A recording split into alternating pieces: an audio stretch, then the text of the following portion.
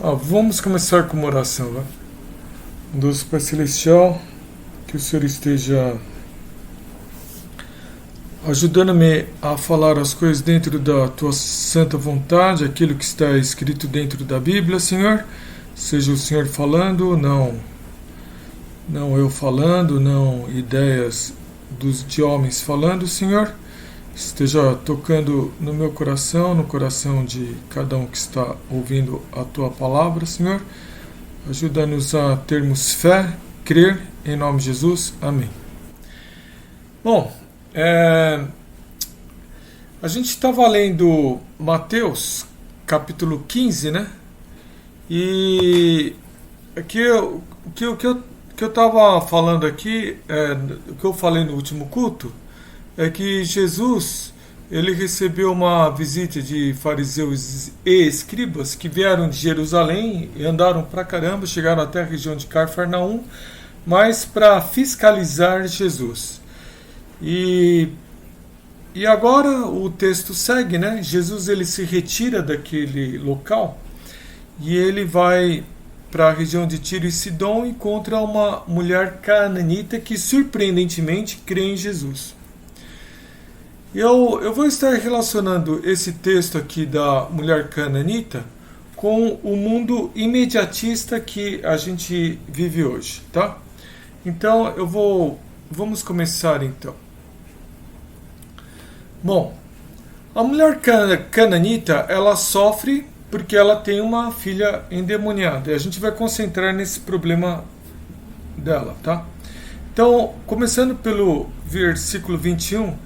Saindo daquele lugar, a gente imagina que saindo da região de Cafarnaum, Jesus retirou-se para a região de Tiro e Sidom. Então, Jesus ele está provavelmente na região de Cafarnaum, Mar da Galileia. Aí eu encontrei um texto que diz que é possível, né, caminhar vigorosamente por um dia até chegar à região de Tiro e Sidom. Eu acho que provavelmente eu não conseguiria chegar em um dia nessa região de Tiro e Sidom em um dia não. É uma região que era habitada por gentios, pessoas que eram não judias. Então Jesus está na região do Mar da Galileia, judeus habitando ali, mas aquela região de Tiro e Sidom é uma região fora de onde os judeus habitam, tá? Então, Jesus ele saiu da região de Cafarnaum não para pregar nem para fazer curas. Depois de uma discussão que ele teve com os escribas e fariseus de Jerusalém, isso está escrito em Marcos capítulo 7, 24. Jesus saiu daquele lugar e foi para os arredores de Tiro e de Sidom, entrou em uma casa e não queria que ninguém o soubesse.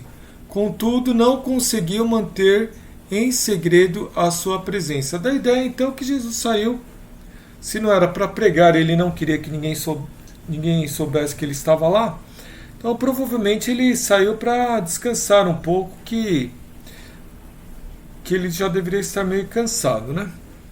Aí eu procurei no Google Maps para descobrir aqui o quanto que ele tem que andar para sair da região de Cafarnaum e chegar na região de Tiro e Sidom. Então vocês estão vendo aqui no mapa,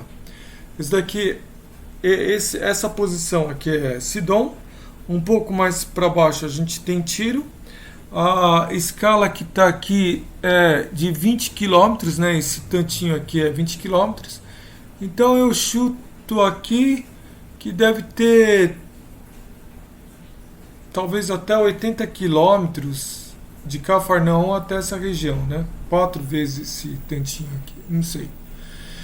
Só que tem um problema, o sujeito andar tudo isso, sei lá, 80 quilômetros, o problema é que o relevo não é plano. Então, aqui o Google Maps está mostrando aqui que para a gente sair dessa região e chegar nessa região, a gente passa até por altitudes de 1.500 metros acima do nível do mar, o que é bastante coisa. Então, 80 quilômetros seria daqui até a praia, mais ou menos, né? Eu acho que eu não conseguiria ir andando em um dia, não. Ainda mais num relevo bem montuoso, eu acho que eu não teria fôlego para isso. Bom, de todo jeito, Jesus ele saiu dessa região e foi para Tiro e Sidom. A princípio vamos por aí para descansar, tá bom? E continuando então, uma mulher cananeia de Canaã, se lembra, né? O povo de Israel sai do Egito em direção a Canaã. Então uma mulher cananeia, natural dali, veio a ele gritando: Senhor, filho de Davi, tem misericórdia de mim. Minha filha está endemoninhada e está sofrendo muito. Então, essa mulher, ela é cananeia, é natural da região de Tiro e Sidom. Ela não era judia, então provavelmente ela cresceu vendo vários deuses pagãos. Então provavelmente ela poderia já ter apelado, né, para tudo quanto é deus pagão antes de ir falar com Jesus. Eu não sei, hipoteticamente, né? E lembra um pouco uma mãe que tem uma filha na Cracolândia, né? Cracolândia, você sabe, lá no centro de São Paulo, aquela região onde, né, o pessoal toma crack e é bem viciado, e eles ficam ali rodando lá na Cracolândia, perdidaço, né, sem rumo, sem família, sem nada, e fica um monte de traficantes de drogas e drogados lá naquele amontoado. E aí uma vez eu estava vendo uma reportagem sobre a Cracolândia, e tinha uma mãe que ela ia ver a filha, né, que se meteu lá na Cracolândia, que ela estava namorando um sujeito aí que levou ela para lá, e ela ficou perdida, né, no vício das drogas, e a mãe saía de casa para tentar cuidar da filha, mas óbvio que a filha não queria voltar para casa, a filha estava fora de si, né? E aí eu estou falando que essa filha endemoniada seria mais ou menos como uma pessoa fora de si, presa, por exemplo, na Cracolândia, né? Então, quando essa mulher cananeia ela vai ver Jesus, ela não vai com a filha dela. É que nem a mãe da Cracolândia, né? A mãe que tem a filha na Cracolândia pega a garota e vai levar para Jesus. Ela não consegue, a filha está endemoniada, ela está... Bom, essa mulher, ela é cananeia, ou seja, ela deveria, né, ter sido, os antecedentes dela deveriam ter sido mortos quando o povo de Israel entra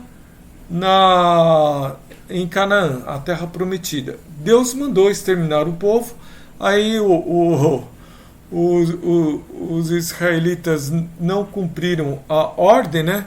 Então a gente tem aqui que essa mulher cananeia existe porque os israelitas não cumpriram a ordem de exterminar os cananeus, tá bom? Bom, o interessante é que ela chama Jesus de Senhor. Ela fala assim: Senhor, filho de Davi, tem misericórdia de mim. Senhor, naquela época, quando o Novo Testamento foi escrito, né, tinha escravos e tinha o Senhor que cuidava dos escravos. Senhor é aquele que tem o poder de vida e morte sobre os escravos. E ela está chamando aí Jesus de Senhor. Deve estar escrito em grego, deve estar Curios, Senhor, filho de Davi. E aí ela chama Jesus filho de Davi. Que interessante, né? Então, porque ela é da Cananéia, gentia, e de onde que ela tirou que Jesus é filho de Davi? Mas quando ela chama Jesus de filho de Davi, tem uma coisa interessante aí que dá a ideia, então, de que ela está chamando Jesus de Messias, ungido, aquele que é aguardado pelo povo de Israel para... É o rei que vem vindo estabelecer o reino de Deus. Ela dá a ideia que ela tem essa visão, mas ela é gentil, a gente não sabe como que ela ela teve essa visão, mas Jesus, filho de Davi, tem misericórdia de mim. Então, uma outra coisa que é interessante é que apesar de ela ser cananeia, ela crê que o Deus de Israel, né, é um Deus misericordioso. Tem misericórdia de mim, filho de Davi.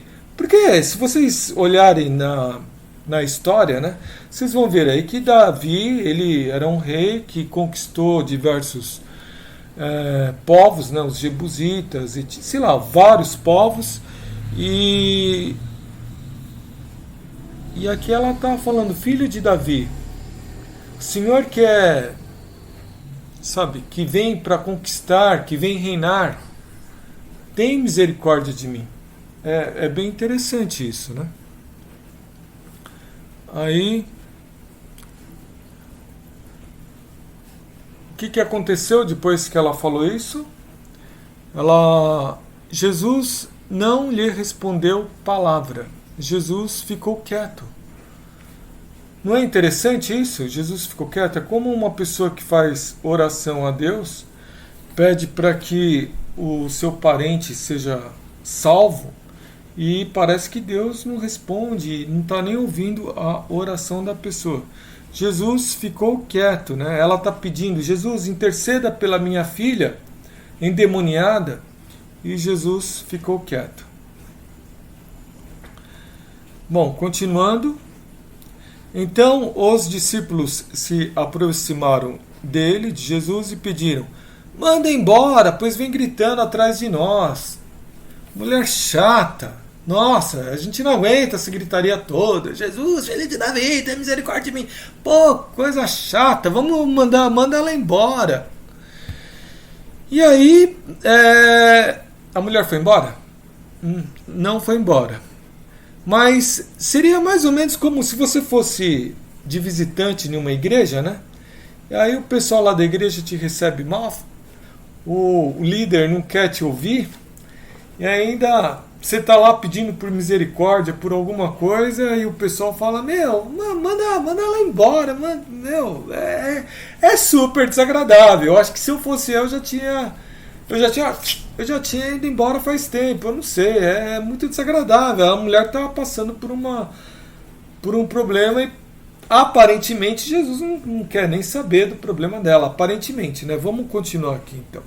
Aí no versículo 24, ele respondeu, eu fui enviado apenas às ovelhas perdidas de Israel. Então o próprio Jesus disse que não veio para os gentios.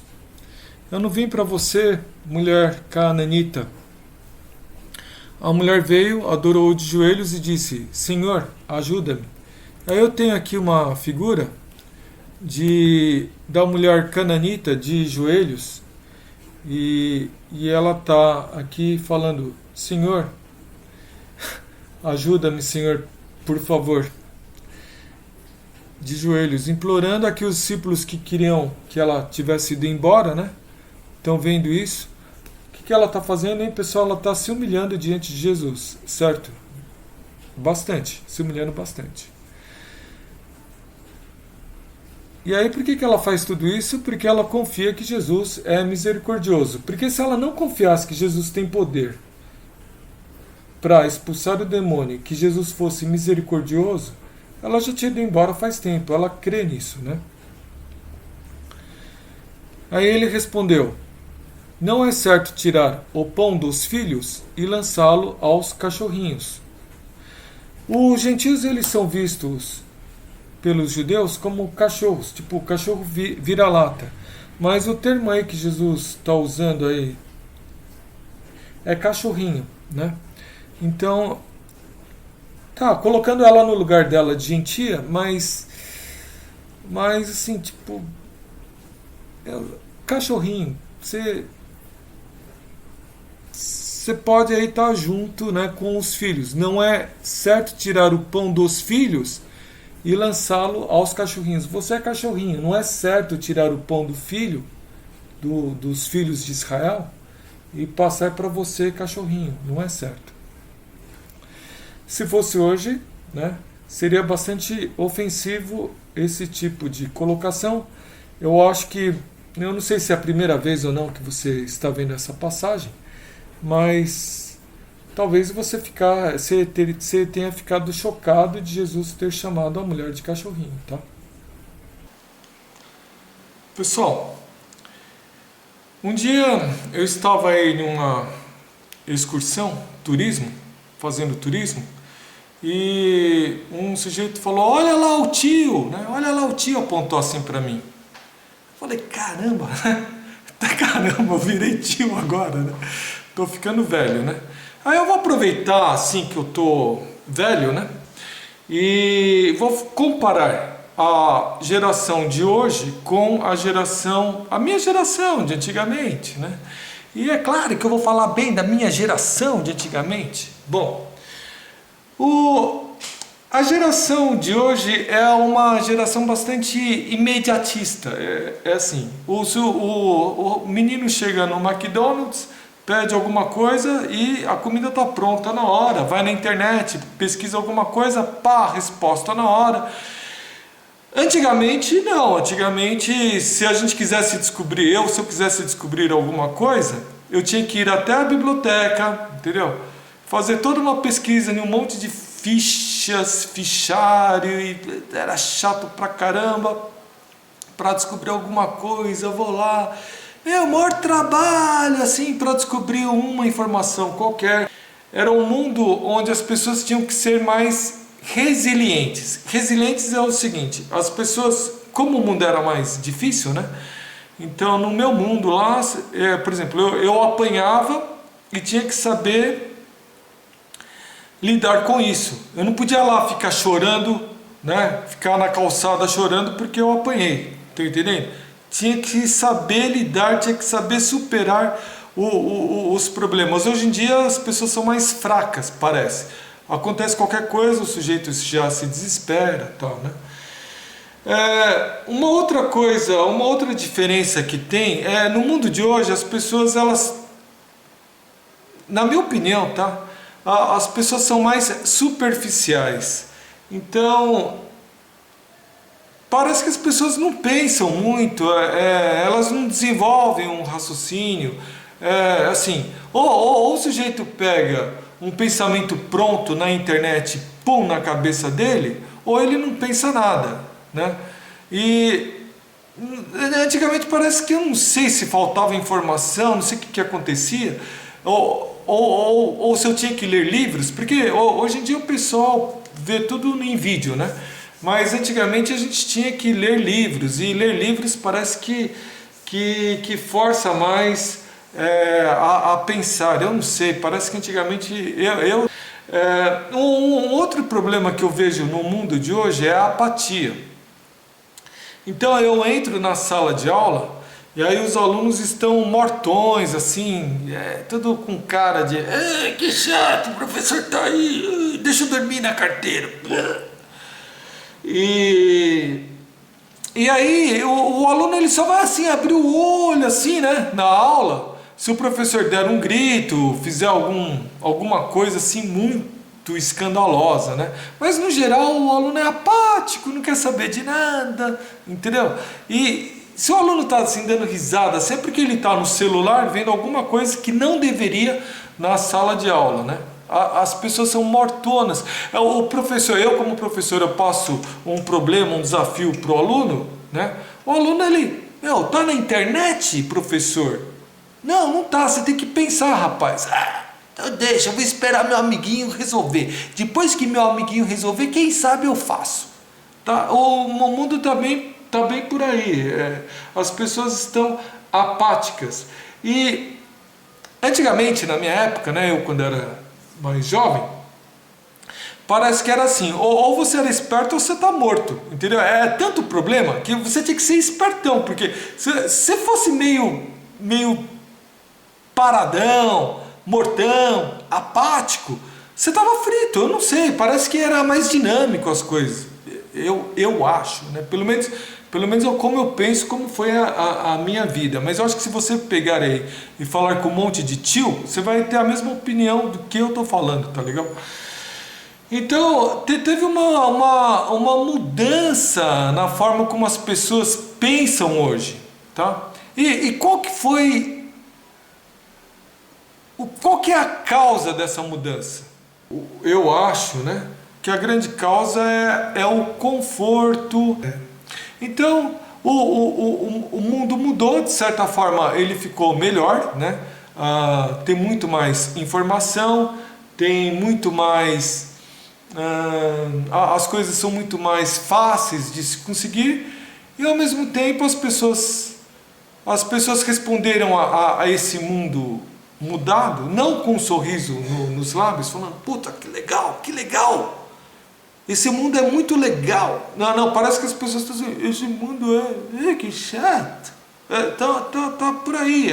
Parece que em vez das pessoas ficarem mais felizes, eu tenho a impressão que as pessoas estão até mais infelizes do que na minha época. Na minha época parece que era tão corrido que não dava tempo para ficar, sabe, nessa tristeza, nessa apatia. Não dava, não sei.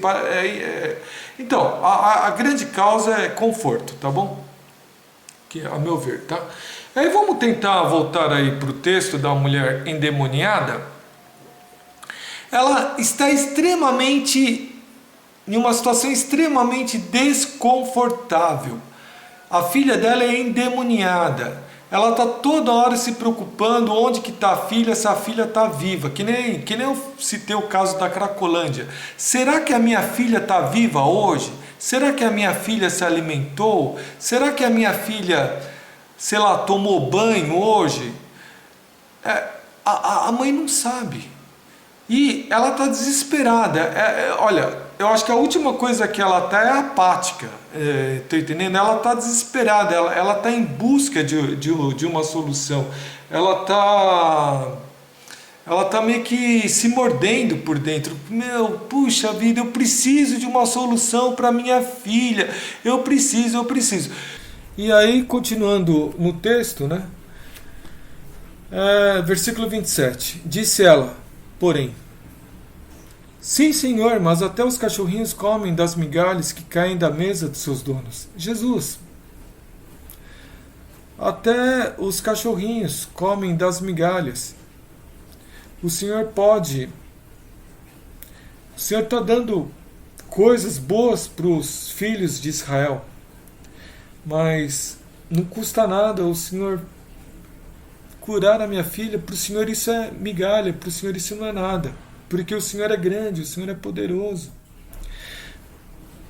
O Senhor é misericordioso. Para o Senhor pode todas as coisas. Isso não é nada para o Senhor. Por favor, Senhor, por favor, migalha, Senhor. E aí o que a gente está vendo aí é a persistência dessa mulher cananita, né? Porque ela tem fé no Messias. Por causa da fé dela, ela é persistente. Ela tem fé, por isso ela é persistente. Aí no versículo 28, Jesus respondeu, mulher, grande é a tua fé. Seja conforme você deseja. E eu vou grifar aqui. Grande é a sua fé, mulher. Grande é a sua fé. E aí uma pergunta para vocês. Para qual discípulo Jesus disse que a fé dele era grande? Para o Pedro? Para o Marcos? Não, Marcos não. Para o João? Para o Tiago? Mateus? Qual discípulo que foi elogiado por Jesus dessa forma? Eu não lembro. Eu não lembro assim de Jesus ter dito grande a sua fé para discípulo nenhum. Jesus falou outras coisas, mas eu não lembro de Jesus ter. Agora, para qual discípulo Jesus falou pequena a tua fé? Ou homens de pequena fé? Homens de pequena fé. Para um monte monte de vezes, Jesus falou, homem de pequena fé. Certo? Quando Jesus estava no barco e acalmou a tempestade, homens de pequena fé. Então, por que a fé dessa mulher é grande e a fé dos discípulos é pequena? Uma coisa que acontece é o seguinte: Deus, ele se revela de uma forma diferente para cada pessoa, tá? Então Deus, ele se revelou para mim pessoalmente através de uma forma, para você de uma outra forma, e para cada pessoa Deus vai se revelando. Para algumas pessoas Deus se revela muito, para outras ele se revela pouco. O que você acha em relação aos discípulos? Deus se revelou muito aos discípulos, eles viram muita coisa. Multiplicação dos pães, andar sobre as águas, expulsão de demônios. Os discípulos viram muita coisa. Os discípulos, eles eram judeus, eles deviam ter acesso às escrituras, ao Velho Testamento, sabiam do Messias. Mas essa mulher, ela é cananita, ela é gentia e ela não tem as escrituras. Bom, e aí Jesus falou: grande é a sua fé, seja conforme você deseja. E naquele mesmo instante a sua filha foi curada. Então essa mulher, ela briga com o Senhor, ela é recompensada porque ela mostrou grande fé. E é uma grande fé para uma mulher que era cananita, gentia, sem escrituras, fora de Israel e da Galiléia, ou seja, que tinha tido pouca revelação de Deus, ao contrário dos discípulos que viram muita coisa de Deus, muita revelação de Deus. Cada pessoa tem uma revelação diferente de Deus e é responsável por isso. Aquele que Deus dá, a quem Deus muito dá, Deus cobra mais, entendeu? Bom, pessoal, então voltando agora ao mundo de hoje, né? Eu vou estar argumentando que uma coisa que o mundo precisa é de fé, tá?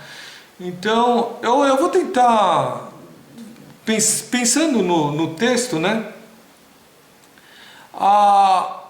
Então lembre-se, provavelmente tinha muitas mães com filhas que não eram endemoniadas, que souberam talvez que Jesus estava naquela região de Tiro e Sidom, mas nenhuma dessas mães que estavam em uma vida boa, elas se dispuseram a buscar alguma coisa com Jesus. Elas não tinham motivo de se humilhar, de se aproximar de Jesus, elas não tinham motivo para nada.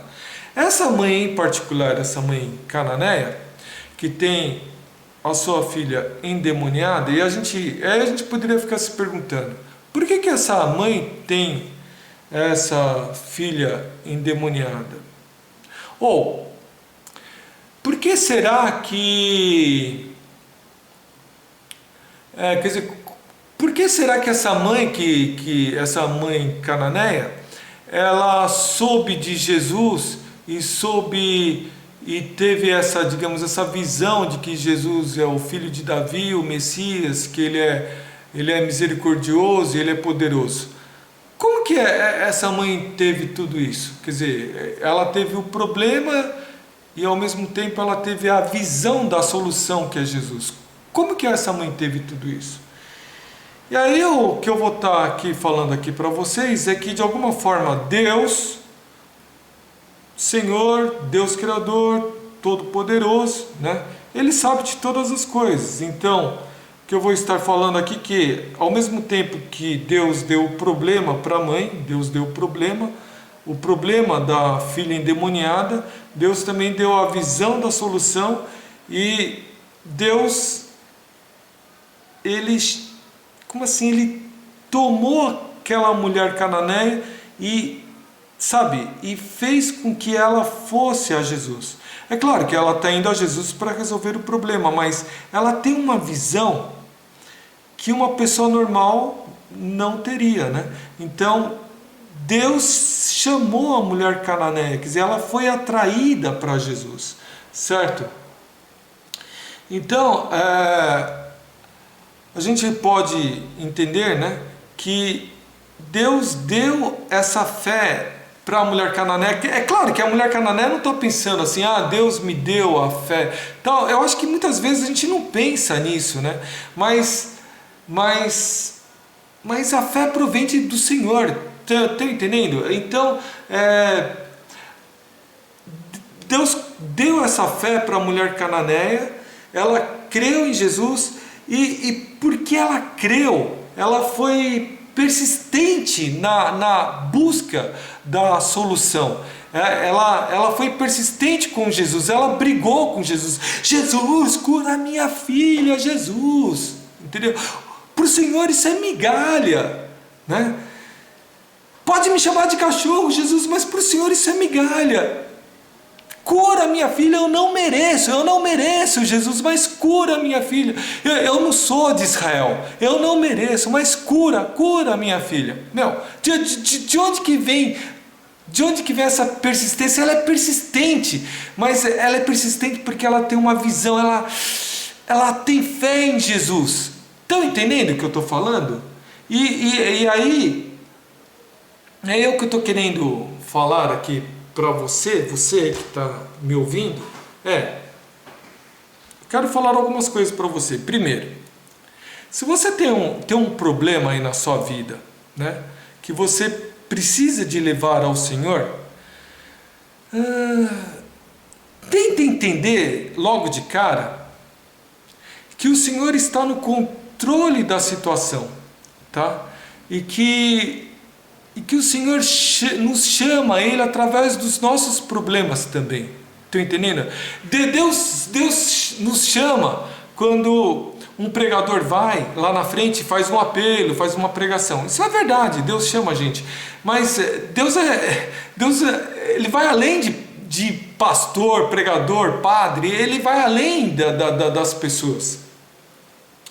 Deus chama a gente também através dos nossos problemas. E é o que é o caso da mulher cananita.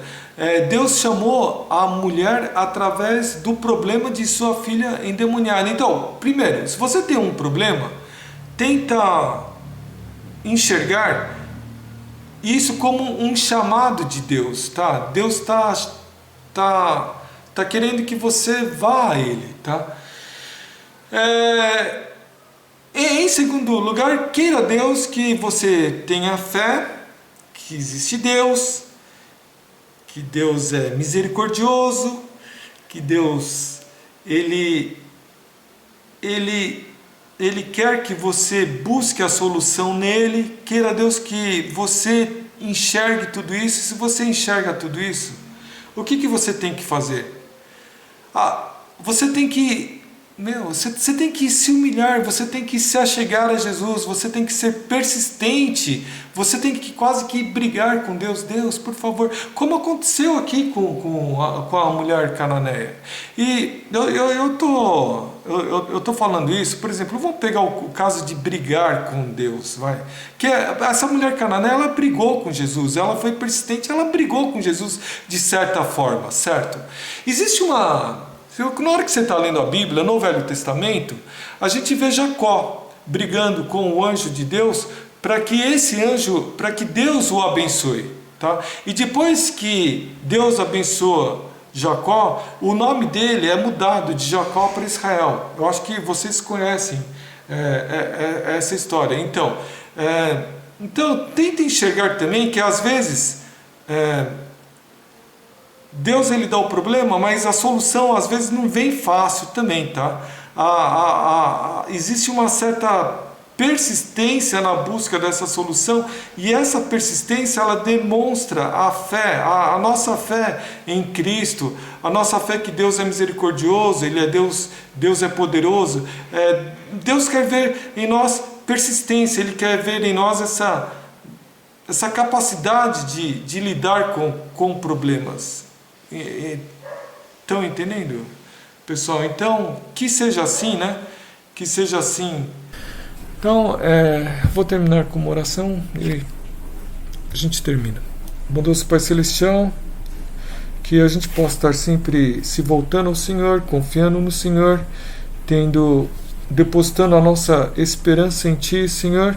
O mundo sempre nos atrai, sempre nos puxa para baixo, a nossa carne nos puxa para baixo, Satanás nos puxa para baixo, mas o Senhor é a nossa rocha, nós firmamos o nosso pé em Ti, Senhor, nós confiamos no Senhor. E às vezes a gente não confia, Senhor, e às vezes a gente falha, e às vezes a gente não olha para Ti, Senhor. Que o Senhor esteja na Sua misericórdia, tocando no meu coração, tocando no coração de cada um aqui, para que a gente possa estar sempre se voltando ao Senhor, em nome de Jesus, amém.